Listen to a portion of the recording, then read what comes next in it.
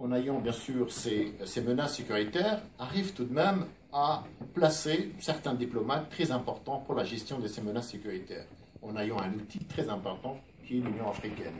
Non seulement Ramdan Lamamra, ministre des Affaires étrangères, a une grande expérience en matière de gestion de crise africaine, mais elle a réussi à placer quand même un diplomate chevronné qui a passé plus de 12 ans à Addis Abeba, qui est maintenant le responsable, le commissaire pour la paix. Elle réussit, M. Chergui, un autre diplomate aussi, Saïd Djinnit aux Nations Unies. Donc elle a réussi tout de même à verrouiller ce système de gestion onusien, sans parler bien sûr du système diplomatique. Un autre élément très important, c'est que rarement on a vu un travail ou une coordination conjointe entre le système officiel, j'allais dire apparent, représenté par la MAMRA ou la présidence, et les services de renseignement dans toutes les crises, en tout cas, qui ont frappé l'Algérie. Je parle bien sûr des crises régionales, à la fois dans les négociations avec tous les acteurs maliens, au Mali, mais aussi en Algérie, et aussi dans la crise algérienne.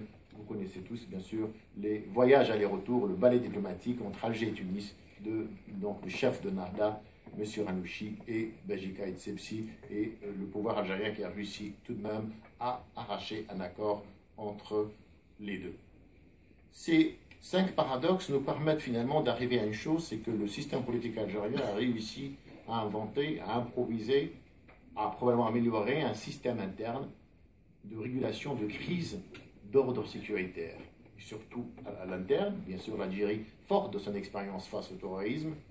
En revanche, il n'a pas réussi, bien sûr, à orienter ce système de régulation pour l'intérieur, pour les crises intérieures. L'Algérie a toujours fait face à des crises sécuritaires et elle a réussi tout de même à s'en sortir. En revanche, la crise de 1986, qui a débouché sur octobre 88, ça a été la première grande alerte et a laissé des traces sur la nature et le fonctionnement du système politique algérien. Reste à savoir la question qui est importante et qui se pose, bien entendu, c'est comment et quand cet équilibre entre les contraintes régionales et les incertitudes du système politique algérien pourrait-il tenir, c'est-à-dire avec quel argent, avec quel système, avec quelle charge politique sur ce système-là, pour garder cet équilibre entre les incertitudes du système politique algérien et, bien entendu, cette transition reportée, et bien sûr avec 6 secousses politiques qui ont été travaillées, utilisées par le système politique pour à la fois reporter les réformes internes, celles de la vraie question, bien sûr, celles de la gouvernance et les problèmes extérieurs. On peut dire vraiment que l'Algérie mérite cette formule magique de Jean Lucas. C'est l'Algérie qui est au chevet de la science politique et pas l'inverse. Et je vous remercie.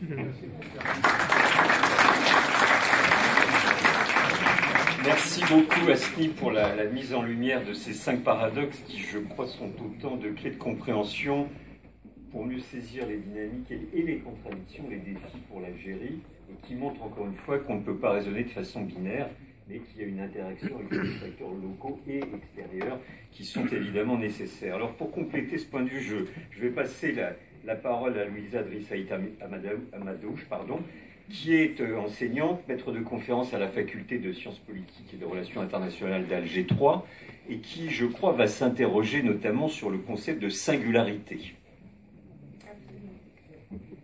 Bonjour à tous, merci de votre accueil et merci d'être aussi nombreux pour ce colloque. J'avais prévu une formule en disant le meilleur pour la fin parce que j'étais en 3e position, mais maintenant je suis obligée de dire le meilleur pour le milieu. Effectivement, je me suis interrogée sur la notion de singularité, diplomatie singulière, et l'hypothèse que je vais défendre dans cette communication, ou que je vais essayer de détailler, c'est que finalement la diplomatie algérienne n'est pas si singulière que cela. Elle est plutôt le produit d'un certain nombre de facteurs très objectifs que je vais essayer d'expliquer. Déjà, en premier lieu, quand on parle de singularité, je me suis dit, bon, on trouve que la diplomatie algérienne est singulière. Pourquoi? Parce qu'elle est toujours contre les interventions militaires étrangères, y compris celles auxquelles on s'attendait venant d'elle. On s'attendait à ce qu'elle réagisse en Libye, au Mali, elle n'a pas réagi. Elle est aussi toujours contre les interventions militaires que mènent les autres ailleurs, que ce soit en Syrie, en Libye, au Yémen, en Irak, au Mali. Elle est toujours pour l'autodétermination des peuples palestiniens, sahraouis, au Timor oriental précédemment. Elle est toujours pour une solution politique négociée avec des acteurs démocratiques ou pas, effectivement, c'est un rapport direct avec la situation interne. Elle s'est montrée réactive en Tunisie et au Mali, alors qu'on s'attendait, connaissant parfaitement la Tunisie et le Mali, on s'attendait à une diplomatie plutôt proactive. Et puis elle s'est montrée silencieuse, peut-être neutre, dans les deux crises égyptiennes de 2011 et de 2013. Donc je crois que c'est pour ce type de raison qu'on pense que la diplomatie algérienne est singulière. Moi je crois qu'elle est plutôt normale, et j'utilise le mot normal parce que je suis en France, et que le terme de normal en France a un sens un peu particulier. Donc, pourquoi est-ce que je considère que la diplomatie algérienne n'est pas singulière? Donc premièrement parce qu'elle est le fruit de son histoire, et plus précisément de deux moments fondateurs importants. Le premier moment fondateur, c'est la guerre de libération. La guerre de libération a produit une diplomatie normative et de plaidoyer. Normative, vous le voyez, j'ai fait une liste de des idées fortes que la diplomatie algérienne défend. D'abord la souveraineté nationale et une conception absolutiste de la souveraineté, une conception égalitariste des États et du système international, une conception légaliste. Je rappelle que c'est en 1999 à Alger que l'Union africaine a adopté une résolution dans laquelle les régimes issus d'un coup d'État sont mis en quarantaine. Une conception très particulière des relations économiques avec les pays, notamment africains, j'y reviendrai. Un soutien, comme je le disais, à l'autodétermination. La promotion du rôle de l'Union africaine, Hasni en parlait, partant du principe qu'en Algérie, les Africains doivent résoudre leurs conflits et leurs crises. Et puis, bien entendu, anti-impérialiste et anticolonialiste depuis toujours. Le deuxième moment fondateur important, c'est la lutte antiterroriste des années 90. Ce moment a produit quoi en termes de diplomatie? Je crois qu'elle a produit une diplomatie défensive et une diplomatie d'expertise. Alors, la situation défensive, on l'a bien remarqué dans les années 90, avec un repli diplomatique important, pour des raisons que vous connaissez tous, et l'émergence en parallèle, dans le discours politique diplomatique, de la notion de complot, de l'Algérie ciblée, des complots extérieurs, de la main étrangère, etc. Elle a aussi donc renforcé la notion de non-ingérence, qui est devenue un dogme à la limite du sacré. En parallèle, donc ça c'est le côté politique diplomatie défensive. En parallèle, la politique d'expertise apparaît à travers les projets, à travers les solutions que prône l'Algérie dans la résolution des crises et des conflits, à savoir des solutions politiques avec des négociations inclusives et la promotion des changements politiques progressifs. Là aussi, ce qui s'est passé en Tunisie, c'est aussi par rapport à ce qui s'est passé en Algérie. Deuxième facteur qui pour moi explique pourquoi est-ce que la diplomatie algérienne n'est pas singulière, c'est que cette diplomatie est le produit de ses décideurs. Qu'est-ce que j'entends par là? D'abord, analysons la prise de décision en politique étrangère. Elle est centralisée au niveau du président, la Constitution en parle, je passerai là-dessus. Elle est pyramidale et extrêmement centralisée. En parallèle, les acteurs qui sont censés prendre part dans l'élaboration de la décision, les partis politiques, le Parlement, constitutionnellement reconnu en tant qu'acteurs secondaires dans l'élaboration de la politique étrangère, sont totalement négligés. Deuxième élément, c'est la doctrine. Cette doctrine, constituée des normes que j'ai évoquées précédemment, est le produit d'une période, d'une phase historique déterminée. Autre époque, même doctrine. Pourquoi est-ce que cette doctrine n'a pas été révisée? Pourquoi est-ce qu'elle n'a pas été réformée? Je crois que tout simplement parce que c'est la même classe dirigeante qui est toujours en place, et donc absence de réforme politique, absence de réforme de doctrine. À l'inverse, ce que j'aimerais signaler, c'est que cette doctrine auquel on pourra reprocher l'absence d'adaptation avec les défis, avec la réalité d'aujourd'hui, fait consensus en Algérie. Dans les grands débats de politique en Algérie, la politique étrangère n'est pas critiquée. Les principes que défend le gouvernement algérien en termes de politique étrangère est très largement soutenu par les partis politiques, notamment ceux de l'opposition. Dernier élément par rapport aux décideurs, ce sont les choix stratégiques. Ce que je voudrais signaler là, c'est que l'Algérie a choisi depuis une quinzaine d'années, de se rapprocher, et M. Chevènement en avait parlé tout à l'heure, des États-Unis et de l'Europe, de la France tout particulièrement, au détriment des partenaires qui sont considérés comme l'espace vital de l'Algérie, à savoir l'Afrique et le Sahel tout particulièrement.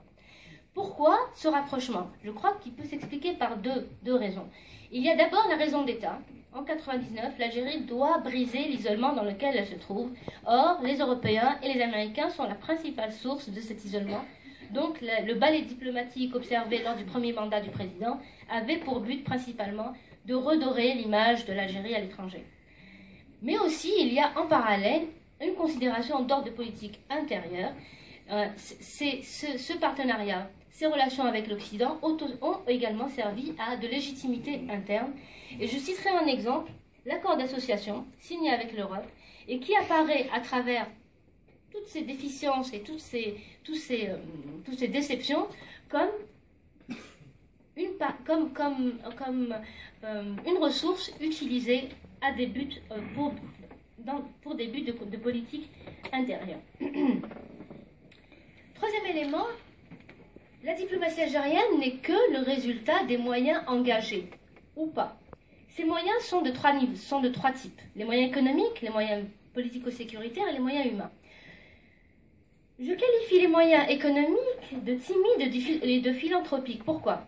Vous remarquerez que, en dehors de ce que fait la Sonatrach, des investissements consentis par la Sonatrach, en dehors du projet de l'autoroute transsaharienne et de la fibre optique qui doit relier l'Algérie à une bonne partie du continent africain, les investissements algériens sont rares dans cette région. En revanche, l'Algérie a développé une démarche, une approche économique qui consiste à octroyer un très grand nombre d'aides et à effacer la dette des pays africains. Elle l'a déjà fait 2 fois. Si les échanges économiques si les investissements algériens et les échanges économiques sont très peu nombreux avec l'espace vital de l'Algérie, en tout cas je considère que c'est son espace vital, ils sont en revanche très importants et ils sont dominés par l'Europe. Vous voyez, 50% des échanges de l'Algérie sont avec l'Europe, 4% seulement avec l'Afrique et 1% avec les pays voisins que vous citiez tout à l'heure, ceux du Sahel. Donc, le deuxième type de moyens utilisés par l'Algérie, ce sont les moyens politiques et sécuritaires que je considère comme déséquilibrés et dominés par l'antiterrorisme. Pourquoi déséquilibrés? Je prends un exemple, celui des visites politiques de haut niveau entre l'Algérie et les pays africains. Je vais passer sur les détails et je vous dirai tout simplement que la dernière visite effectuée par un chef d'État algérien au Sahel remonte à 1995. En revanche, dans le sens inverse, les choses sont beaucoup plus intenses. Donc, facteur de déséquilibre. Deuxième élément, la domination de l'antiterrorisme. L'Algérie s'est illustrée récemment par 2 initiatives de type sécuritaire et militaire importantes avec les pays de la région, les pays du champ. C'est le CEMOC et l'UFL, le CEMOC pour la coopération militaire et l'UFL pour la coopération en termes de renseignement. Le problème de cette initiative, c'est que l'Algérie s'impose des restrictions et donc impacte sur l'efficience de la configuration sécuritaire et militaire qu'elle met en place. Et le summum de cette contradiction, c'est le fait que les zones communes d'activité opérationnelle qui étaient destinées à des opérations militaires communes a été purement et simplement annulée l'année dernière suite à la gestion de la guerre au Mali. Troisième moyen utilisé, ce sont les moyens humains. L'Algérie s'est beaucoup illustrée dans une démarche culturaliste avec les 2 PANAF qu'elle a organisés à Alger, avec un très grand nombre de bourses qu'elle a accordées à des étudiants africains et dont certains sont devenus des responsables politiques en Afrique. Le problème de cette démarche, c'est qu'elle peine par l'absence de suivi. Premier élément important. Deuxième élément, une diplomatie, c'est aussi une image, quelqu'un en parlait, et c'est aussi une communication. Or, en termes de communication institutionnelle, en termes de diplomatie publique ou en termes de diplomatie numérique, l'Algérie accuse un très grand retard. Et en fait, pourquoi je parle de résultats, de moyens, singularité et normalité? Parce que l'Algérie a toujours défendu l'idée selon laquelle on ne peut pas résoudre les conflits, on ne peut pas prévenir les crises si on ne commence pas par les racines de ces conflits et de ces crises, à savoir le développement. Or, lorsqu'on analyse les instruments utilisés par l'Algérie, on voit bien que les instruments liés au développement, c'est-à-dire l'économie, sont négligés, alors que les instruments militaires sont mis en avant avec les restrictions que l'Algérie s'impose. Quatrième et dernier élément qui explique pourquoi la diplomatie n'est pas singulière, c'est que la diplomatie algérienne est la conséquence de son environnement. Cette carte, vous la connaissez tous, elle montre à quel point les frontières sont virtuelles. Que l'on parle de l'élément humain, de l'élément économique, de l'élément ethnique, de l'élément sécuritaire, ces frontières sont effectivement totalement virtuelles, mais en revanche, les menaces sont, elles, réelles. Or, l'Algérie a adopté une démarche qui consiste à dire « je ne me projette pas, je ne fais pas dans la projection des forces » pour deux raisons. Un, la peur de l'enlisement, et deux, la volonté de ne pas dégarnir le front interne. En conclusion, j'espère que je n'ai pas débordé, si je devais parler de singularité en termes de diplomatie algérienne, elle serait dans son rapport au temps et à ses références. D'abord, c'est une diplomatie nostalgique parce qu'elle fait encore référence à l'âge d'or de la diplomatie algérienne, à savoir la période de la guerre de libération où la diplomatie était extrêmement dynamique et la période post-indépendance, on va dire les années 60 et 70. Deuxième élément, c'est une diplomatie défensive en référence à une période qui est celle du terrorisme. C'est une diplomatie normative, et je dirais même néo-normative, si vous me permettez l'expression, parce que la volonté, la politique de réconciliation menée en Algérie après les années 90 est devenue un élément, on parlait d'exportation du pétrole, c'est aujourd'hui quelque chose que l'Algérie exporte à travers ses médiations et à travers ses initiatives de dialogue inclusif. Enfin, c'est une diplomatie en transition bloquée parce que son système politique l'est aussi. Merci.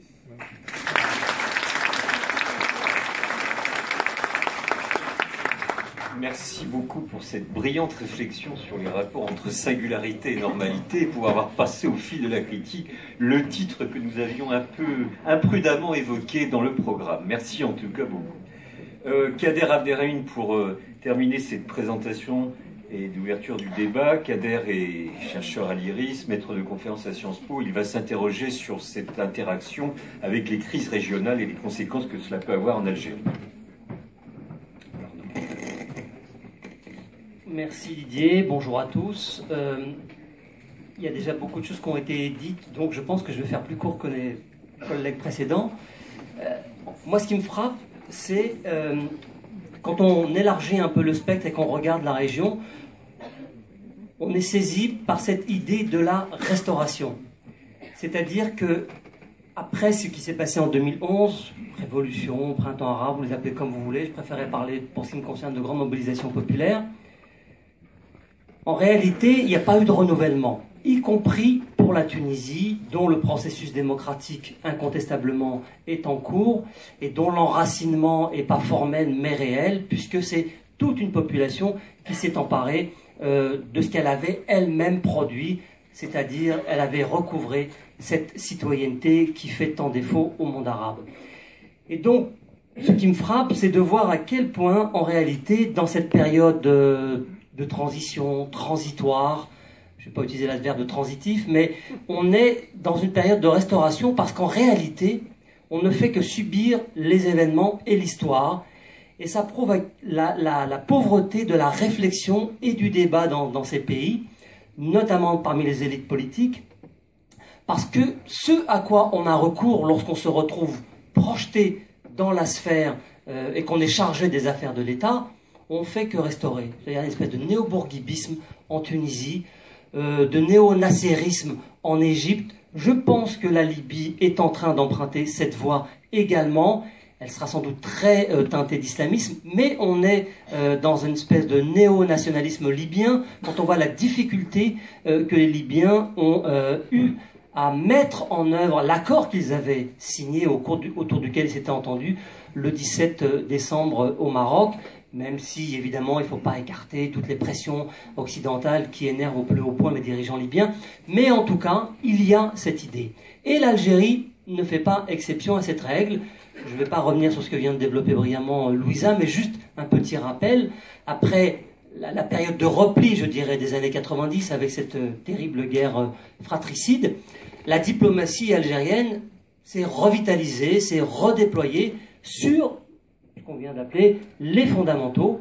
Mais en réalité, elle tourne le dos à ce qui devrait être, à ce qui est son espace naturel et sa profondeur stratégique, c'est-à-dire le continent africain et évidemment le Maghreb, qui est aujourd'hui totalement le projet d'UMA totalement laissé en déshérence.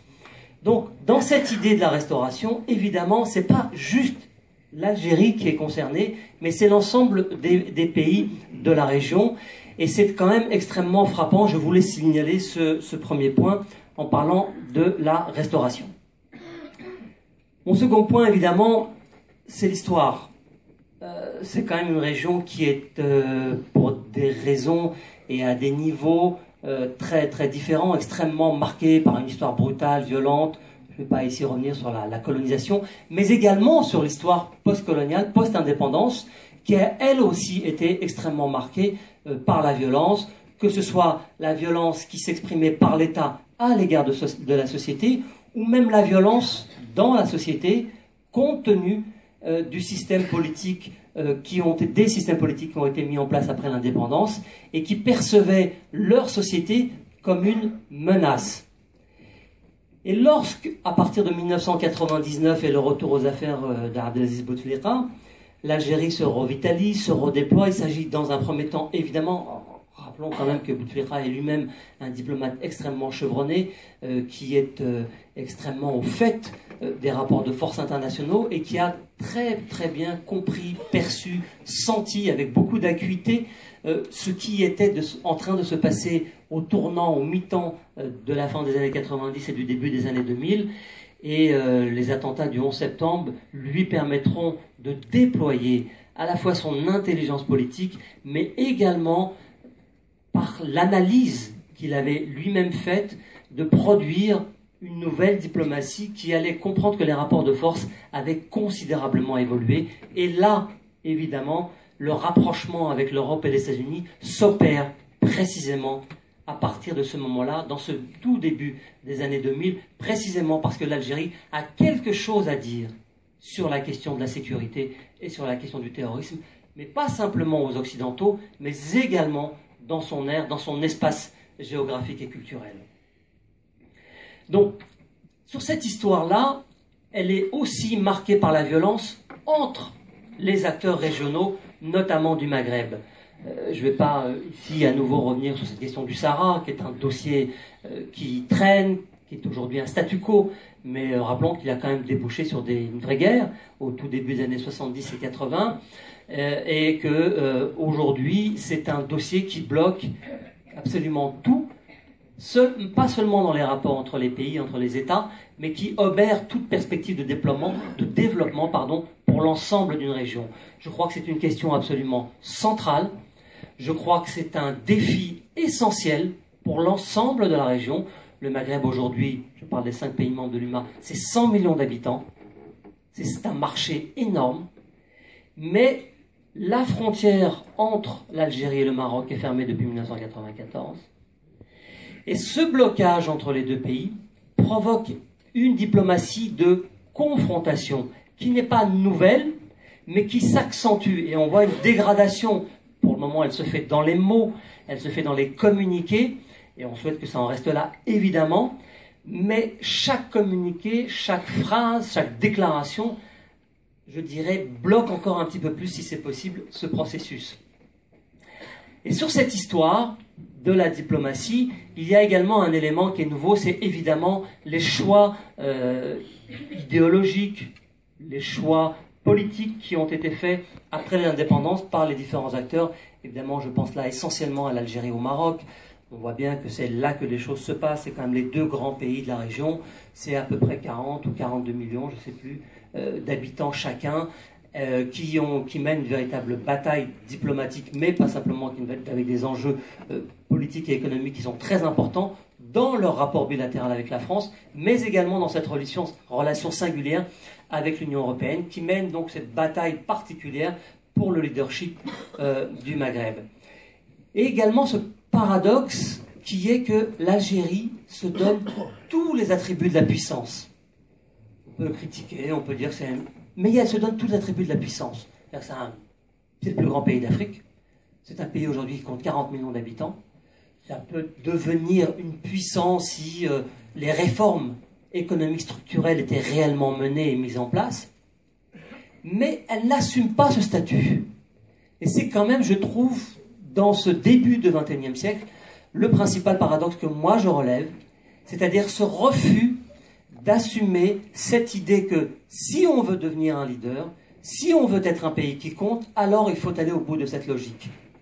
C'est une armée puissante, je ne vais pas revenir sur tout ce qui a été développé il y a un instant et précédemment par Smaïl Goumeziane, mais c'est quand même un des grands paradoxes du régime algérien qui, en réalité, je crois, est devenu lui-même prisonnier de cette doctrine discursive qu'il a produite depuis 1962 et qui s'est en réalité considérablement renforcée après le coup d'État de juin 1965. Et cette contradiction, ce paradoxe, entrave les dirigeants algériens eux-mêmes parce qu'il y a des divergences sur les réformes, sur les choix stratégiques à opérer, politiques, stratégiques et diplomatiques. Il y a à l'intérieur du sérail des gens qui pensent que non, l'Algérie doit rester ferme sur les principes qu'elle a édictés, et certains qui pensent que non, il faut se renouveler, il faut se réformer, il faut développer un autre discours, si on veut assumer précisément ce statut auquel on prétend, mais qu'on n'assume pas. Mais on n'est pas capable de se projeter. Donc il y a cette dichotomie, c'est une réalité, il y a ces tensions, il y a ces divergences qui s'expriment. Évidemment, elles ne sont pas publiques, c'est un système qui est assez opaque. On ajoute parfois des bribes d'informations, des fuites, des personnalités qui parlent, mais en réalité, tout cela reste quand même extrêmement difficile à mettre en forme, en tout cas quand on fait de la recherche. Et je crois que c'est une des grandes batailles qui se mène à l'intérieur du sérail. Est-ce qu'on reste ce que nous avons toujours voulu incarner, ou est-ce qu'on change de modèle? Et changer de modèle, ça veut dire également changer d'homme. Parce que ce à quoi on assiste aujourd'hui, c'est également le passage, la biologie fait son œuvre, hein, et personne n'y échappe, y compris nous, hein, n'est-ce pas Didier? Et donc, cette génération qui a mené la guerre d'indépendance, qui a construit l'Algérie telle que nous la connaissons aujourd'hui, est en train de s'effacer, soit physiquement, soit politiquement, et singulièrement, j'insiste là-dessus, ceux qu'on appelle les janvieristes, ceux qui ont mené le coup d'État de janvier 92 et qui a stoppé le processus électoral. Donc, à l'intérieur du sérail, il y a évidemment des discussions, des débats, des contradictions, des divergences qui sont à l'œuvre. C'est comme des plaques qui s'affrontent. Ça finira probablement par produire quelque chose. Ma réserve, c'est que tout cela ne se fait pas dans la transparence, parce qu'il me semble qu'il y a un pays, il y a 40 millions d'habitants, encore une fois, et qu'il y a une société, et qu'on ne peut pas ignorer comme ça 40 millions de personnes. Cette société produit aussi des choses. Elle produit des chercheurs, des intellectuels, des universitaires, des poètes, etc. etc. Et il n'y a pas d'interaction. C'est un régime assez autiste. Et c'est malgré le fait qu'il y a eu beaucoup d'affrontements entre le régime et la société, déjà, mais ils ont été moins bavards que moi. Donc je termine. Alors je termine pour revenir à ma conclusion, qui était, il est évidemment impératif, je ne veux pas m'avancer ici, je pense qu'on est dans un momentum historique où c'est l'impératif qui va s'imposer aux dirigeants algériens. Ils ne feront pas de réformes parce que tout d'un coup ils auraient compris la nécessité pour l'avenir, mais je pense que c'est la nécessité de la réforme qui va s'imposer à eux. On espère simplement que ce seront les bonnes réformes et surtout qu'elles seront conduites avec un véritable projet qui s'articulera à la fois en interaction avec la société, mais qui s'articulera sur un socle de valeurs communes qui seront partagées entre les élites politiques et la société. Je vous remercie.